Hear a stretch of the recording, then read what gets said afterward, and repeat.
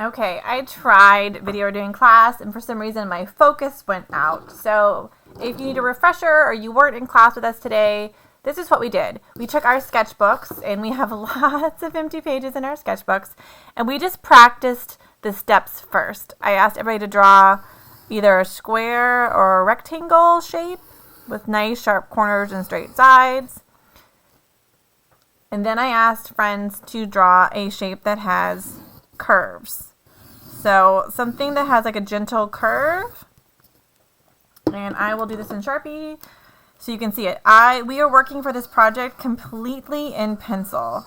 Now I'm going to be doing this in Sharpie so you guys can see it easier for this camera. But ideally you're going to be doing this in pencil because that way if we erase, we can go. All right, so what we're going to be working with is we're doing, sorry to bump the whole world, parallel lines. And we don't want our lines to cross, and we want the parallel lines to match the line next to it. So starting with your square, your rectangle, I want you to just draw a line. It needs to be thicker than your pencil,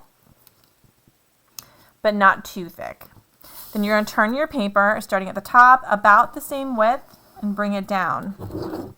So it's a lot of turning your paper and bringing the same thickness down, following the line next to it. And you're going to keep doing this until you can't do it anymore. So it's a lot of turning. Now, yes, you can do this without turning your paper, but I feel like you could get lost really easy. And it's the sequence, the pattern you do, is what makes a difference in this. And you're going to keep going until you actually can't go anymore. Okay? So that's your rectangle one. That's usually easy. You just follow it. But the ones with the curved edges are more dynamic, and I really like the look of those. So when you're doing that, you're going to take your time on this one. You're going to actually follow the same curve as the line next to it. Again, we're still turning our paper, so you want to have a nice thickness to it, but still follow that curve. So you're going to get some interesting shapes. So just match that curve next to it as best you can. Try to keep your thickness as even as you can. I know some friends would like to use rulers. This is not the best ruler project just because it's hard. So you'll try to fill it in as best you can. I could have left that line off, is what it is. So this is your practice. Once you're done with your practice, I want you to get out your square paper that we took home. If you can't find this when we took it home, I need you to find a plain piece of white paper and cut it down. This is an 8-inch square. So if all you have is printer paper at home, printer paper is 8.5 by 11, you could do the trick where you fold it over in half and then cut it off to make it a square. No lined paper, because when we add lines, it won't make sense. So no lined paper, just keep it square. And you don't want anything bigger than 8.5, like a printer piece of paper, because trust me, you don't want this too big. Okay, so once you're ready, you're going to draw 5 lines going across your paper in different ways, adding some curve and some interest to create 6 sections. So I'm just going to start. I'm going to add kind of a gentle curve through the middle, and I'm just going to branch them off, and I can make them as straight or as curvy as I want, but I want to make sure I have 6 sections. So again, I'm going to do this in Sharpie. You can keep them straight, but I think it's really interesting when we add some curves. All right, so I have 1, 2, 3, 4 spaces. I need 6. So I'm going to take this one. I have 5, and then I'm going to do that. Okay. Yours can look different. This might give me problems later, but that's me. 1, 2, 3, 4, 5, 6. You have 6 sections. So just like we did in our practice on our sketchbook, we are going to go around starting with whatever section you want and copy or do those parallel lines. This, and turn your paper, is where you really want to take your time and make sure those lines are thicker than your pencil, but not too thick, not thicker than your finger, okay? Really important you try to keep them all about the same width.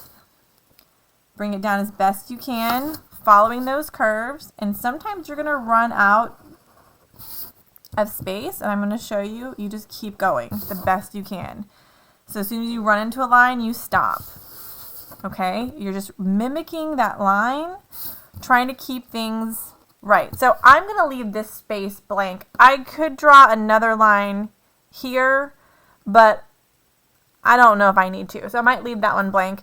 If you want to, you could do another thick line here to follow that one. So you're just going to keep going around all your shapes, following the lines and turning your paper. And you're going to do this for every shape. See, I knew this was going to bite me in the tush. But the main thing is take your time, follow that line,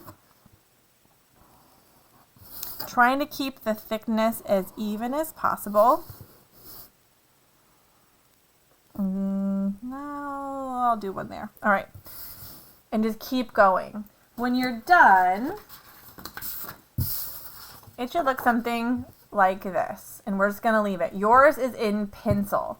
I don't want, the only object we're using this project is pencil and paper. So your art kit can completely get boxed up and put in your backpack.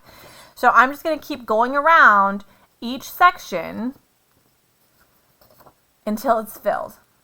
So that kind of has a weird optical illusion thing going on, and that's it. So that's what we're working on. So really take your time doing this. Try to follow those lines. Don't go too fast. You don't want any kind of really skinny line because you'll be really upset tomorrow at yourself. If you get stuck, you can always email me. When you are finished, you are going to take a picture of this with all your spaces filled in and turn it into the Google assignment. The Google assignment is due today by end of day, and if it's at 11:30 tonight, that's fine. If I get these before I go to bed tonight and I have a private comment, I want you to check your emails for private comments on this before class tomorrow, because if I email you saying, or private comment saying you've done it all wrong, you want to know that before class tomorrow. All right, so I'm going to keep working on my shapes. So I have an example, and you keep working on yours and then turn it in. And that is what we did in class today. I was trying to keep it simple, nothing too strenuous or crazy for day one back. And that's it. So I will see you guys tomorrow. If you have any questions, please let me know.